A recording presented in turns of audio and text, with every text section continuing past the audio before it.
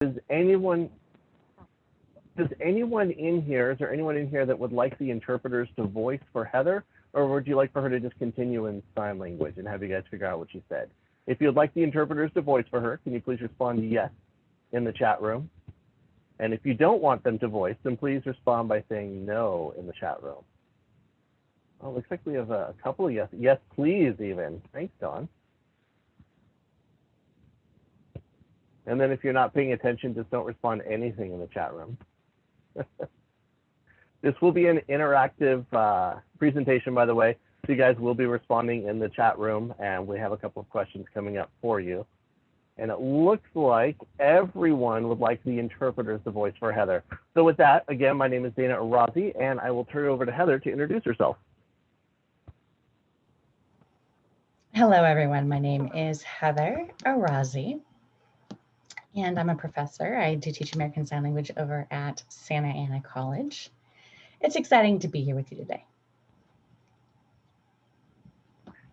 Thank you, Heather. So what Heather said in the beginning, when we didn't have the interpreters voicing for her, she was letting you know what we're going to be talking about today, introductions, which of course we just finished. I will be talking a little bit about the DAO and how I use the DAO to help me to develop the outcomes for my courses. Equity, equality, and evolution, Heather will be talking about that, as well as universal design. And then I'll finish it off with some accessibility as well. So the first question you may have is, what is the Tao? I don't know if any of you are familiar with the ancient Chinese philosopher Confucius. And if you are, that is not the Tao. In fact, the Tao is the antithesis of Confucianism. The Tao is known also, it's a book called the Tao Te Ching, and it's by an author called Lao Tzu, which was around about the same time that Confucius was. Although some debate and say maybe the Tao was written by several authors, but it's attributed to Lao Tzu. And the Tao is called the Way. Now, one of the parts I really enjoyed about the book is it says in the beginning, if you have to explain what the Tao is, then you're really not ready to learn about the Tao. So I'm not going to explain what the Tao is to you. Instead, I'm going to walk you through how I use it in my process to develop my outcomes. And hopefully by the end, you'll have a better understanding of what the Way is and how that influences at least my classes and maybe your classes in the future as well.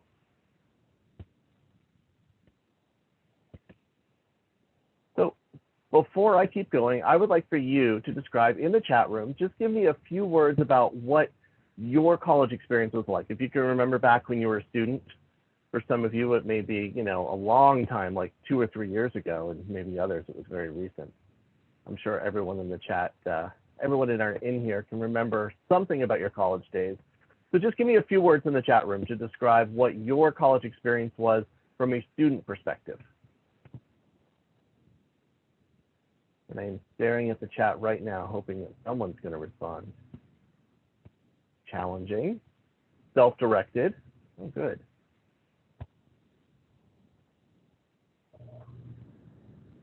A lot. Just felt like an extension of a learning journey from my earlier years, at least for the undergrad. It felt pretty supported. Tiring, but fun. Oh, these are good. I was kind of lost. I'm with you on that one. I was kind of lost for some of mine too. In fact, I'll tell you a funny story later on about how I totally got lost. Unprepared. Oh, those are good. Thank you. So I'm going to continue reading the chat if you guys want to post in there, but I like to, actually, let me back up a slide here. So when we're looking at our college experiences, these are the experiences we had when we were students, and then now as we're coming at it from the other side, the other perspective as the instructor. Some of our experiences were positive, some of them were negative, and I like to try to find those positive things or even find the negative things and see if I can switch them around. So when I'm coming at it from the perspective of myself as the professor for the class, I want to provide those positive experiences, and I want to think, how can I influence my classroom in such a way so that the things I enjoyed as a student, they're able to enjoy as well. And the things that I didn't enjoy, how can I rectify that in my own teaching, in my own classroom, to bring the students in and to help them enjoy teaching so that maybe when they come into the class, they're able to feel prepared, or maybe it's not so tiring taking my class. So that's one of my goals. And in doing that, I have to learn that it's not about me teaching the class, but it's about allowing the class to be taught. And this is sort of our first lesson into Taoism here, is instead of fighting against what's going on around me, I try to just move smoothly through the path that's laid in front of me and see if I can find as many positive things to include in that path as I move forward.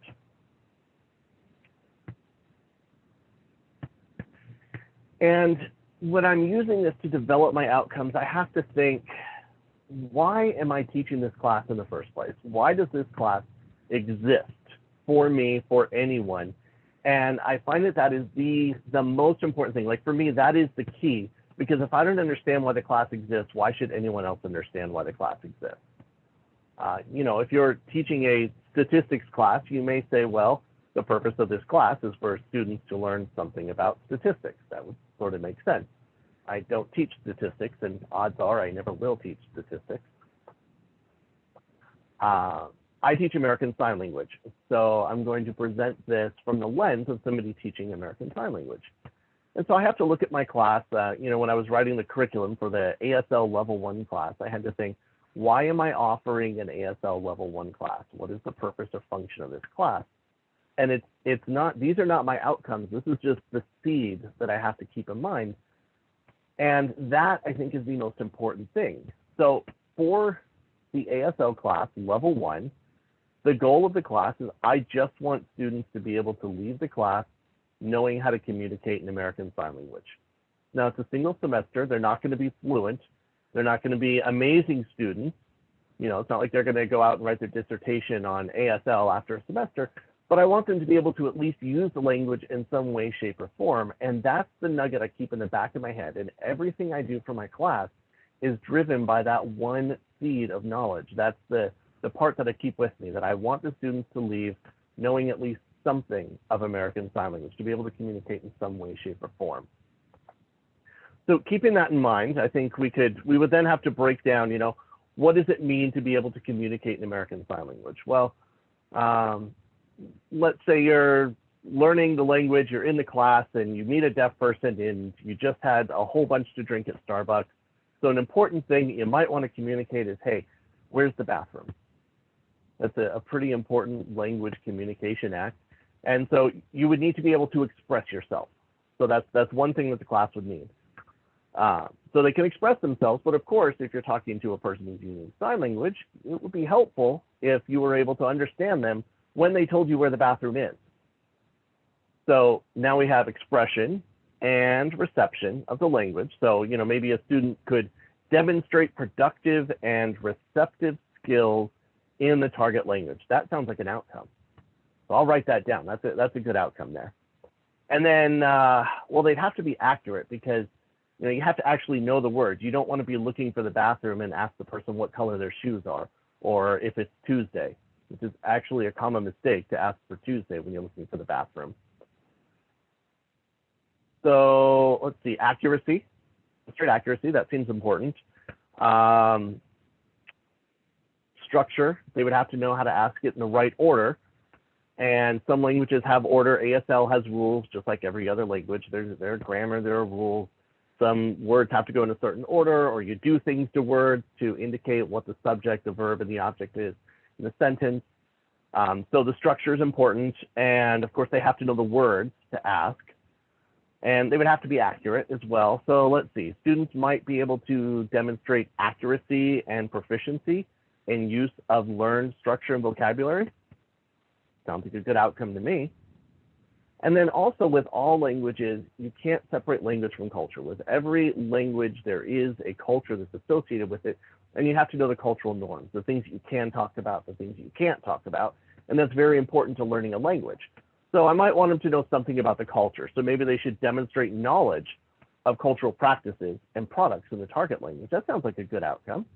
So I've got 3 great outcomes that I just wrote, and it just so happens that those are the outcomes for my class. And that's it. I'm done. That's the end of the presentation. Now we've learned how I used my my Taoism and the mastery of that skill to create the outcomes. The only problem is that's absolutely the wrong way to create your outcomes. That is the way I started. That is not the way these outcomes that you're seeing here were written.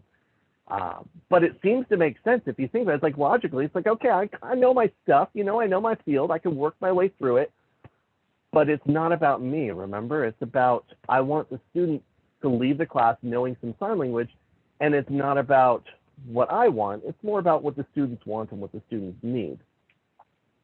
And I don't know if you guys were aware, but way back in the 70s, there was a law passed called the IDEA, Individuals with Disabilities Education Act, and it was Public Law 94142. And in that, they created something called an individualized educational program for students with disabilities. And these programs had something very similar to outcomes. In fact, I think they might have even called them outcomes in the original legislation for this. And the K-12 system has done this amazing job because you need your outcomes to be measurable. And they have really focused on measurable outcomes. And so if any of you have been involved in an IEP since 1975, and more recently, you might recognize the next slide I have up here. But the next slide I'm going to show you is a perfect distillation of a measurable outcome. The students should do something 80% correct in 7 out of 10 tries. How many of you are trying to do that math in your head right now? That is a perfectly measurable outcome. It's very well written. In fact, you can give this outcome to any instructor, a teacher's aide. You could give it to the janitor and say, hey, record the data for this, and they can absolutely write down the data. And if we break it down, it means 7 out of 10 tries, 80% correct. So let's go back to our original example of you need to know where the bathroom is because you just drank a lot of fluid. So you have a student who really needs the bathroom. They've learned the language. They need to demonstrate their proficiency. So 7 out of 10 tries. So 10 times they're going to ask you where the bathroom is. And out of those 10 times, 7 of them, they're actually going to get the question right. And out of those 7 times they get it right, 80% of it's going to be correct. So really what we're looking at is 3 times, they're absolutely going to fail at asking the question where the bathroom is. And out of those 7 times that they get it, at least 80% of the question is right. So they might get like, where is the Tuesday? That's about an 80% accuracy. Or they might say, the bathroom is up, as opposed to where is the bathroom? Now, let's think about that in a real world example. We now have a person, a human being out in the wild who is asking a deaf person where the bathroom is. 3 times they get it wrong. 20% of their message is inaccurate. How many times do you think that poor student has had to pee their pants before they figure out where the bathroom is? To me, as a language instructor, if my student is peeing their pants because they don't understand where the bathroom is, I would feel like that would be a failure on my part. So although this is definitely measurable, you can collect the data, but the data isn't about the outcomes. And the reason I bring this up is because we want to be careful not to move too far into that, are my outcomes measurable? How am I assessing my outcomes? Because when we move too far, we end up with students standing in the middle of a Starbucks in a puddle of pee, and they really wish they had focused more in class. So talking about outcomes and assessments, I'm going to turn it over to Heather now, and you'll be hearing the interpreters.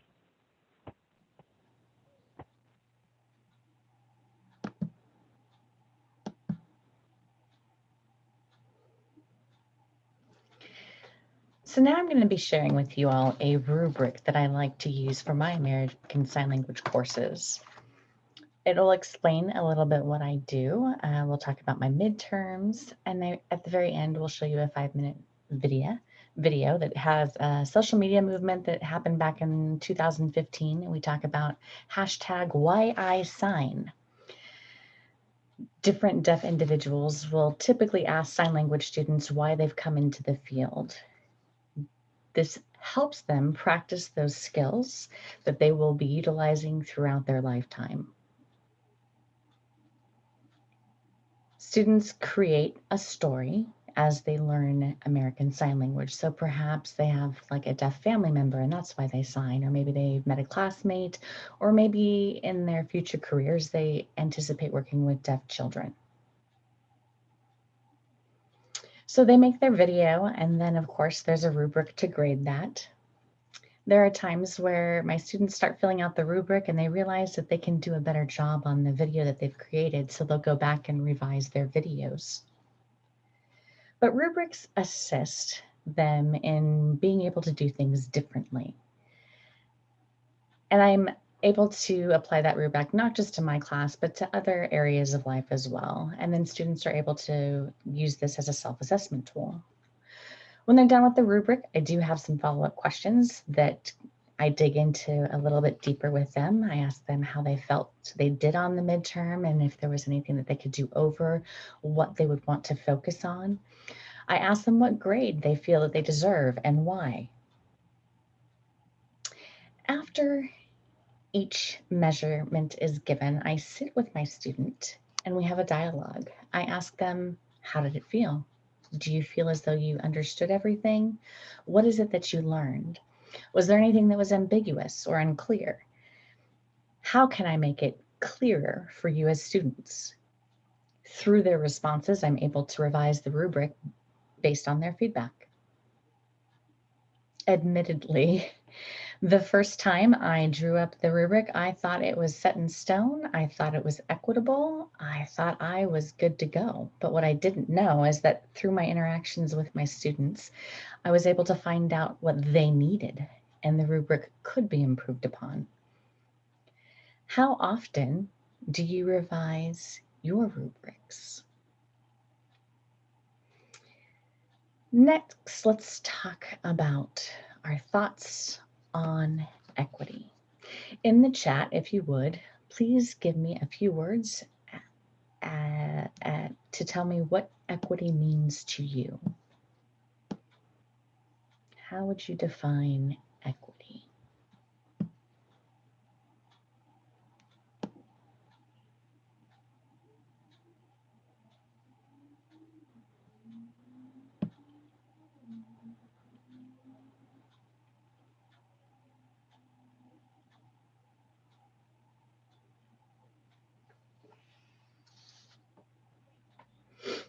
So this morning, during the plenary session, I noticed Dr. Lowe make a remark about equity briefly.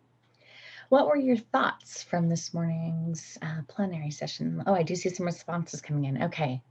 So making learning more accessible to every student, recognizing other people's voices, having the opportunity to end up in the same place with the same goal, tailoring to people's needs.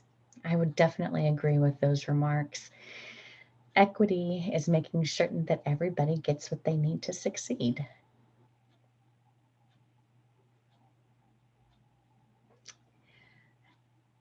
I think you skipped ahead for me just a second.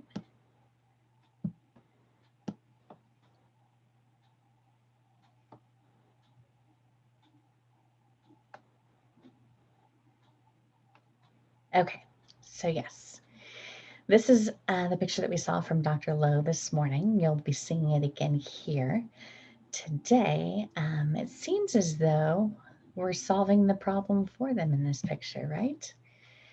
But we're going to jump into a little further discussion on this after we talk about accommodations.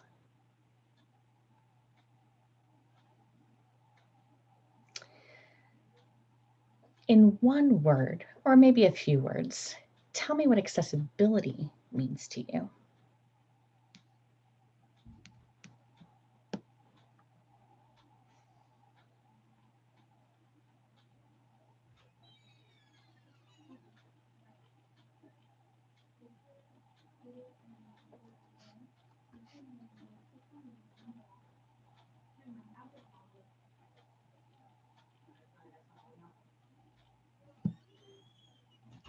Okay, I do like what Stacy said, universal access to experience and participating, okay. Everybody having opportunity to access to the same information, yes, access to the same information, opportunity for everyone to gain some benefit. So I see a theme going on here in your responses. I'm also noticing that there are some similarities between equity and accessibility. But I want to talk about these accommodations that we typically see.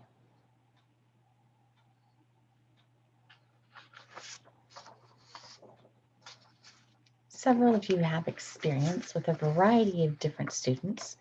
What are the most common accommodation requests that we get from some of our students?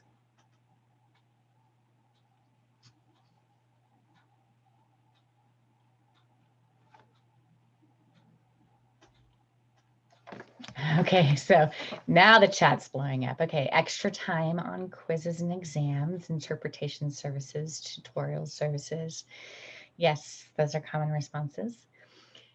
Okay, the next thing we're going to talk about is actually universal design.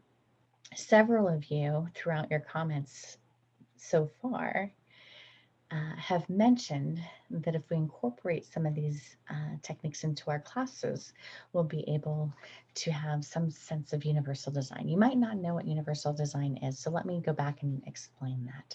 It's when you're creating your class to make it accessible from the start.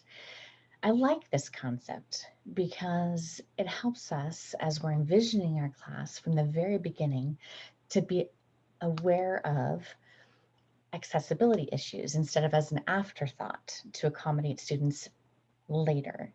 If we are inclusive, just like you're mentioning in your chat already, if you're doing these things from the beginning, that is what we call universal design, making it accessible from the start. Now I'm going to go back to the original picture wherein we spoke about equity. Now there's several versions of this photo or this picture out there. And there's a lot of people who have come up with solutions for other people. Like at the top here, we see in the box, adding those boxes to stand up upon another and stacking them up, taking down the wooden fence and instead putting up a chain link fence. Another version of the photo on the far left here. The fence is completely removed. You've got them adding in a ramp for accessibility for a wheelchair. And all of these are wonderful solutions. We can get very creative in supporting our students. However, there's only one thing missing from each one of these variations. Nobody asked them what they wanted or what they needed. Did you know that the blind person wanted the fence there for the protection? Did we even take that into consideration?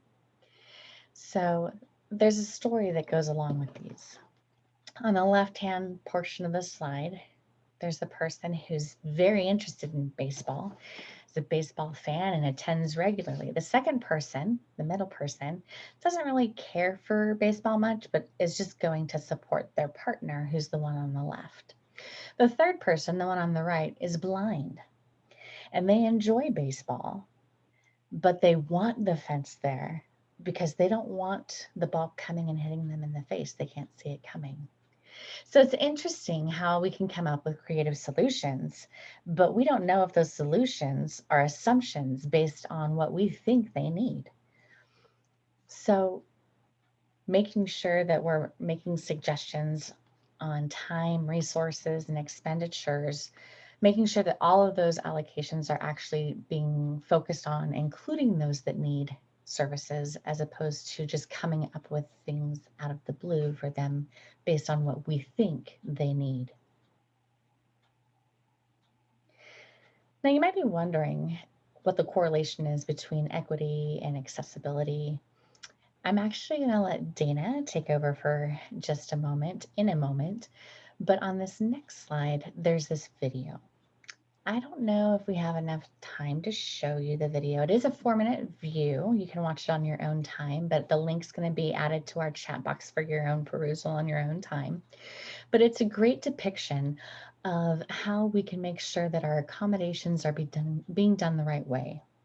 It's got some great insight that I hope you can take away from it. Just like everyone can write 30 SLOs for any particular course, we need to make sure that we're writing quality SLOs and that they are effective. Dana?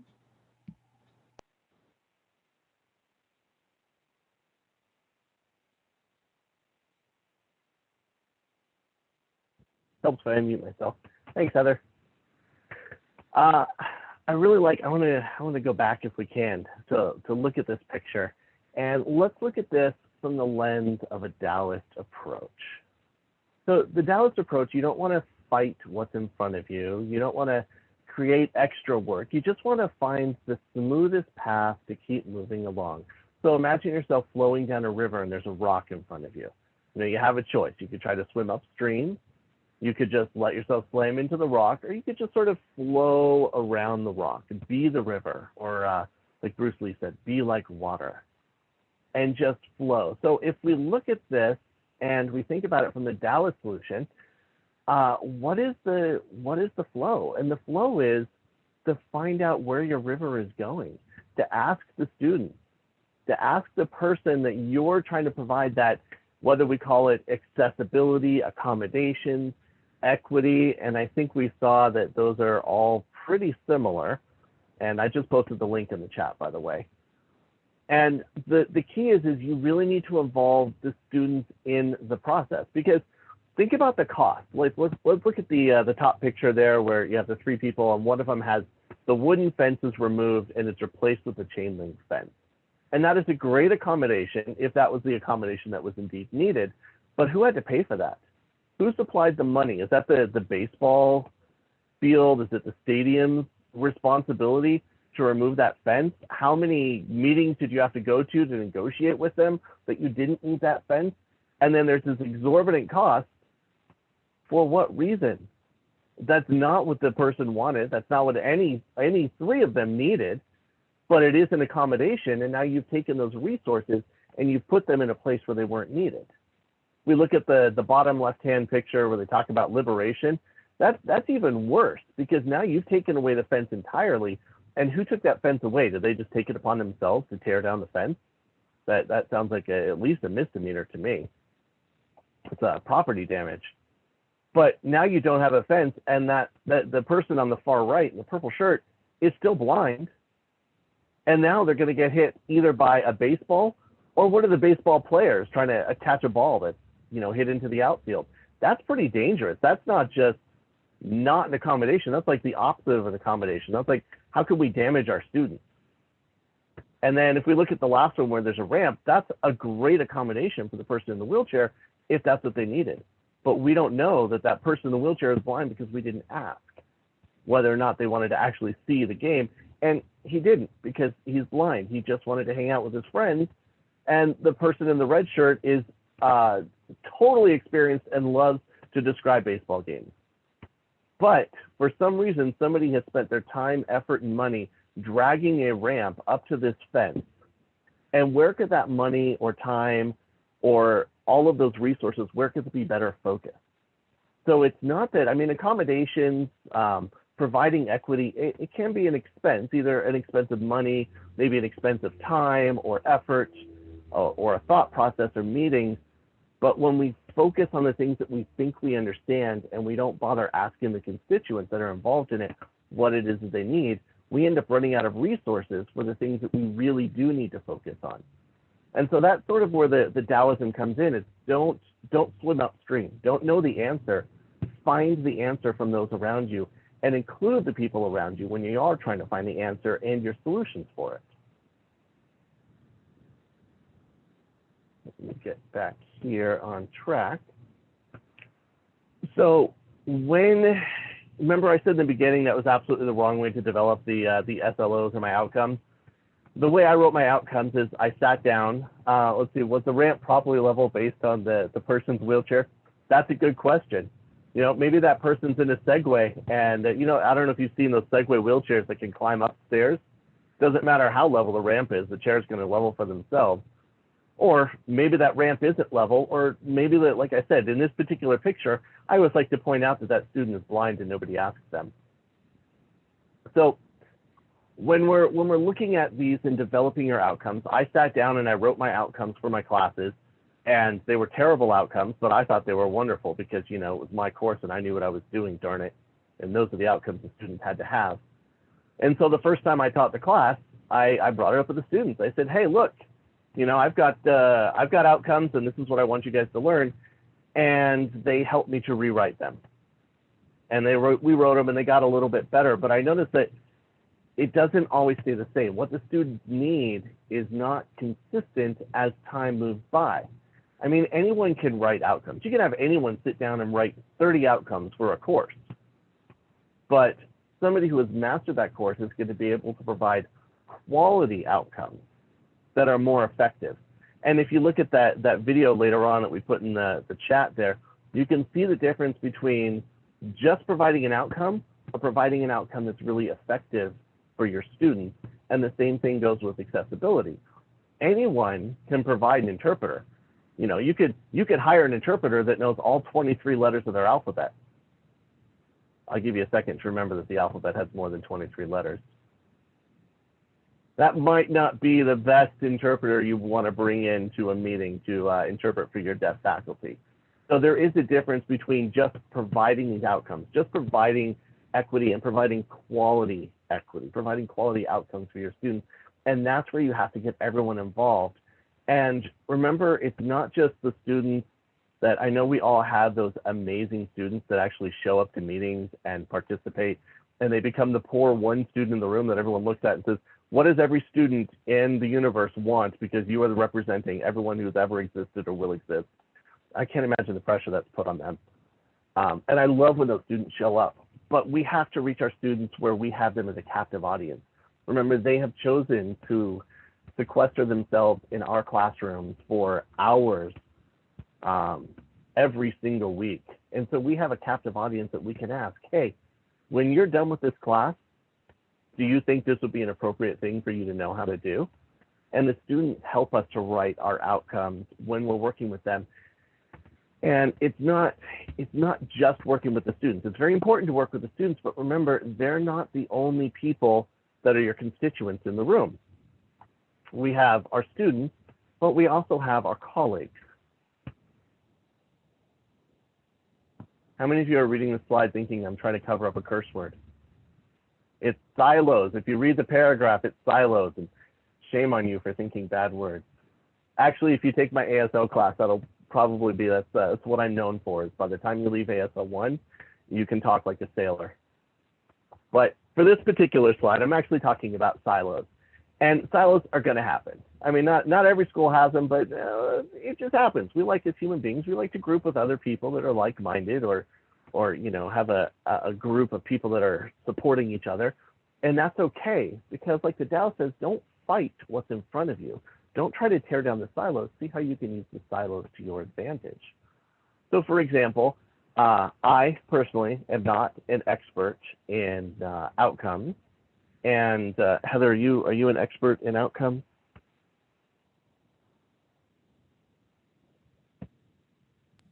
I'd say I have a lot of experience with it, but I wouldn't call myself an expert, no. Okay, yeah. So, and I recognize that. I mean, that's my job is to teach American Sign Language. My job is not to be an expert in outcomes. So I reach out to other people on my campus. For example, let's say I knew, I don't know, someone in the kinesiology department who happened to teach dance that really knows outcomes, like in and out. Well, dance, American Sign Language, there's not really a lot of overlap between those two fields, between teaching kinesiology and teaching American Sign Language. I know our hands are moving, but we don't really call it exercise. So reaching across that gap and engaging in people that are in their silos and asking for their help is also something that we can do, because these are also our constituents. These other professors that work at your school, and whoever it is at your school that you know is an expert on outcomes, or maybe is just very interested in it, these are things that we can get feedback from them. I can say, hey, this is what my students came up with. This is what I have.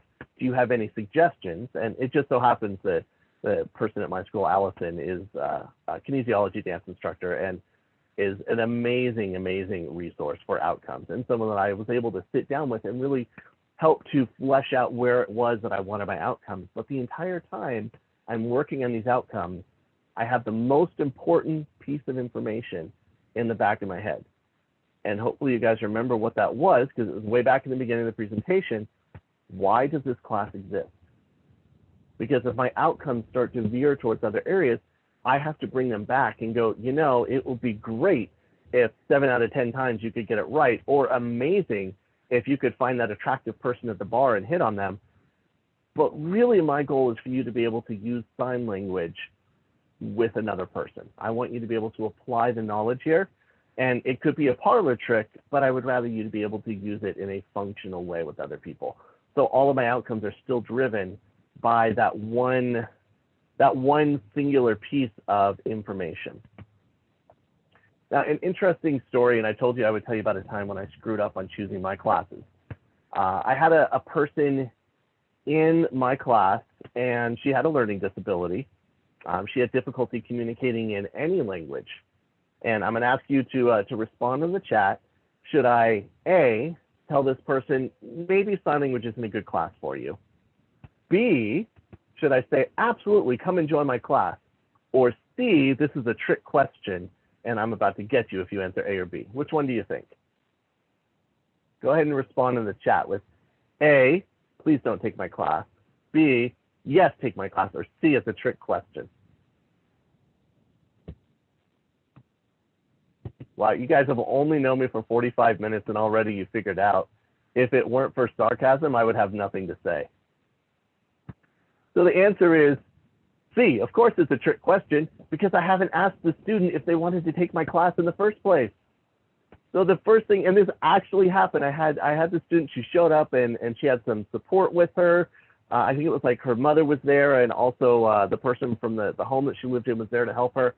And the first thing I asked, not them, but her, is, do you want to take an American Sign Language class? And her answer was yes. So, okay, absolutely, you're welcome in my class. And the reason I asked that, one of the reasons I asked that is because when I took my first American Sign Language class, I have dyslexia, and I just had the schedule in front of me, and there was a class called ALS, and it was in the language section. And I couldn't figure out, ALS is a disease, like a terrible disease. And I couldn't figure out how this disease related to a language. So I signed up for the class just to get an answer to that question, and had the instructor ask me if I wanted to take American Sign Language, because I flipped the letters in my head. And it didn't occur to me until the first day of class that it wasn't ALS, it was ASL. So I wonder if that instructor had asked me if I really wanted to take a sign language class, what my answer would have been. Hopefully it would have been yes, because it's turned into a fairly fun and interesting career for me. But nobody asked me when I went into it. They just all assumed that I knew that I was in a class for a language and not a class for people with a disability. So going back to the student, I asked her if she wanted to take my class, and her answer was yes. And now I have to think about equity for this student, and not just equity, but also accommodations for the student as well. And I realized that, you know, this student, maybe if you could rate language on a level of 1 to 10, the student could communicate at about a level 5. Where a college professor, you know, you might be able to communicate at a level 10. Most of my students in the class are about an 8 or a 9. And so my goal for this particular student was for her to learn American Sign Language up to a level 5, whatever that means. It's an arbitrary number, because that is her ability to communicate in language. And if she can communicate in ASL at a level 5, just like she was able to do in English, to me, that's a success, because this student has really learned the language to the best of their ability. Now, I have some people who take the class because maybe they have a son or daughter who's deaf. And so I'm going to focus with those people on, you know, maybe teaching morals, telling stories, how to discipline, those type of sentences in language, because that's how they're functionally going to use the language. Maybe I have another person who wants to be an interpreter in the class. So for them, I'm gonna focus on things that are, you know, real world experiences, or give them a more variety of things rather than a depth on a particular area. And the students in the class help me to provide that equity, because I'm teaching a class of 32 students, but I'm providing that focus for each one of those areas. And in doing that, everyone in the class benefits from that, because I'm including the students in that. And so everyone gets to learn about morals and telling stories. But that one student is really going to focus in on that for their child, whereas the interpreter is going to focus in more on the breadth of the knowledge and the experience. And so everyone benefits when you include your students in that process, everyone's going to come out of the class knowing more than if I just decided to teach what I was going to teach and just go along with whatever rote performance I decided on. But it doesn't mean that my standards need to change. My outcomes are still the same. My outcomes are, I want the students to be able to communicate in ASL. And those outcomes I showed you earlier are actually the outcomes that were developed in collaboration with my students over a couple of years, and they change. Sometimes my students really don't want to learn those things. Sometimes they want to learn something else. Some of the higher level classes, I think my outcomes might change every year, and they come up with different outcomes and different goals. I don't particularly like going through the whole process of changing the outcomes every year, but it's not about me, it's about the students. So I do want to leave some time for questions here. So really, you have to be like water. You just have to flow with the knowledge that goes around you. And if some of you are wondering, by the way, why Heather and I have the same last name, we're not experts on SLOs, but we do believe in them so strongly that we decided to spend our 16th wedding anniversary with you guys. So now you know why we have the same last name, in case that was bugging you the whole time. And it looks like we have about 12 minutes left for questions. And if you guys have questions in the chat, thank you, Stacy. If you guys have questions in the chat, feel free to ask them now. You can also unmute your mic. I believe you have the ability to unmute yourself. And the interpreters, of course, will interpret for Heather any questions you have. And I will leave the floor open to you.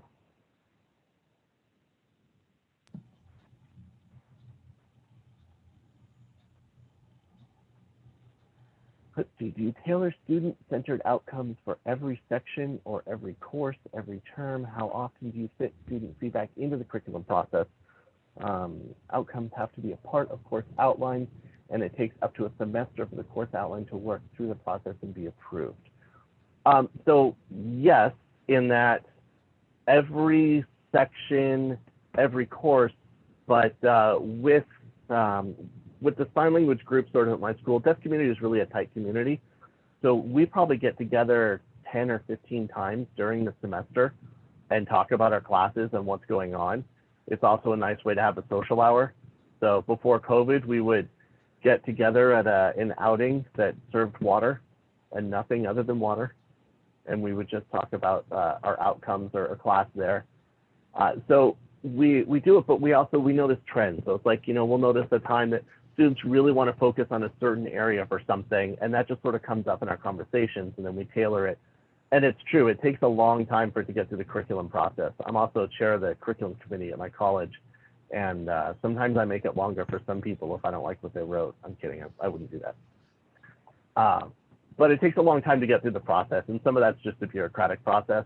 But with our outcomes, the way our outcomes committee has worked it is much easier to update our outcomes than it is to update our curriculum.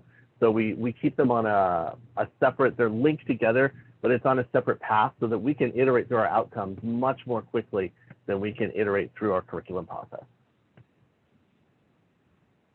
Thank you, Tanya. You guys have any other questions? Do you use eLumen curriculum?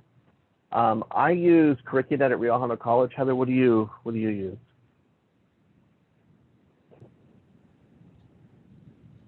Of course, the name slips me.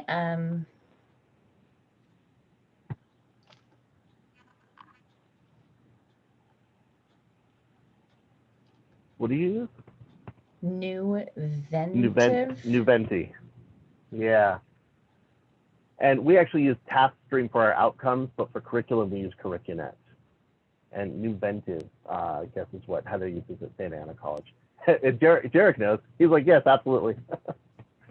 How do you connect the outcomes to our program level outcomes for program review if they change often? Well, in track that. That's new. I didn't know about that. So the SLOs and the PLOs. So our program level outcomes are. I'm in the languages program, and when we change the outcomes for our particular classes in TaskStream, it just allows us to link it to the program level outcomes, and we just go through and link those. I try to get it right away when our program review is due. Every 4 to 5 years. I try to make sure that everything is really where I hope it would be. But the beauty is when I was first developing the outcomes, it took a while, but now that they're sort of there, the students are kind of like, yeah, that's right. It's only in the higher level classes that their desire for what they want out of the class may change a little bit. And for those, I'm only writing outcomes on those once every 2 years because the classes just aren't offered that often. You assess every semester then? I believe according to our contract, we are allowed to choose a class or a group of classes, and then we can assess them. We are not required to assess every semester. I don't want to say I'm an overachiever. I'm just sort of type A. So I actually go through and assess everything every semester, but it's also just me that I'm the only full-time ASL instructor, so I kind of get access to everything. And Heather, actually, hers is a department. Do you want to talk about how your department handles it?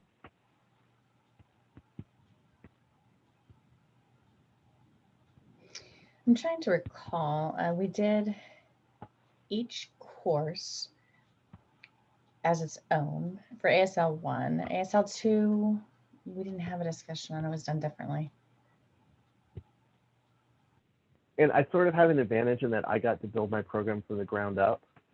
And so, especially with just one person. So I get feedback from the students, from the community, from the other instructors, but I'm the one ultimately that gets the username and the password that gets to type it in. So it's a little bit easier for me. Whereas Heather's coming into a program that's already been established. There are 3 people in her department for sign language. So it's more of a collaborative effort, I think, on her part. Would you say that's right? She's sitting right next to me, in case you guys wonder why I keep looking to my right.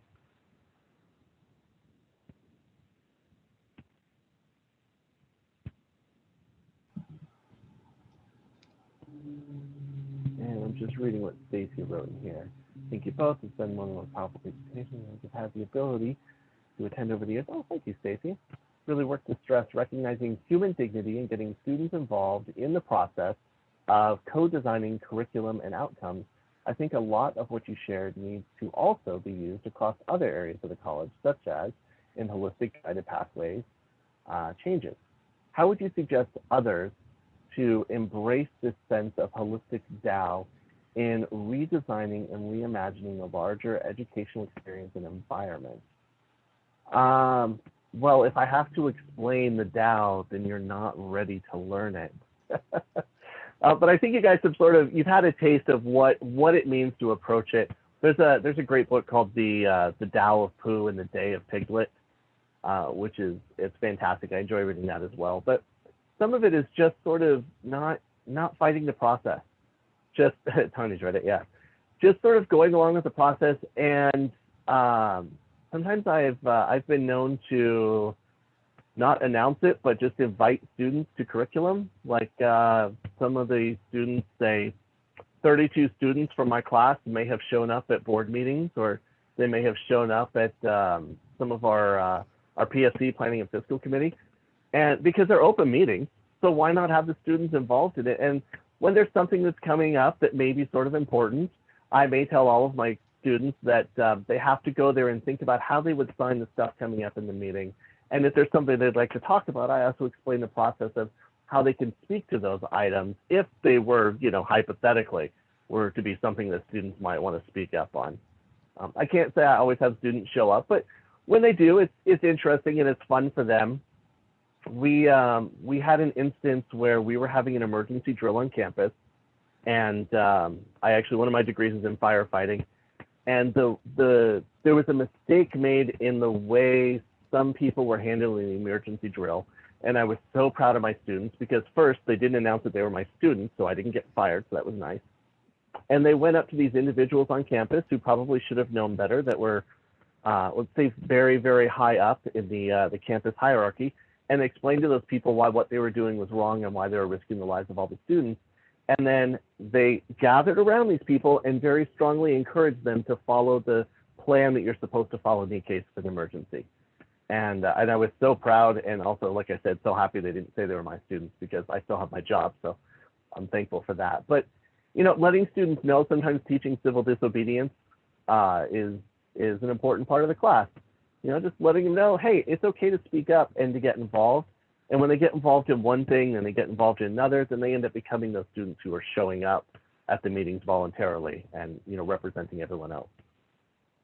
And I believe our time is up in 3 minutes. And Heather, you had some closing remarks.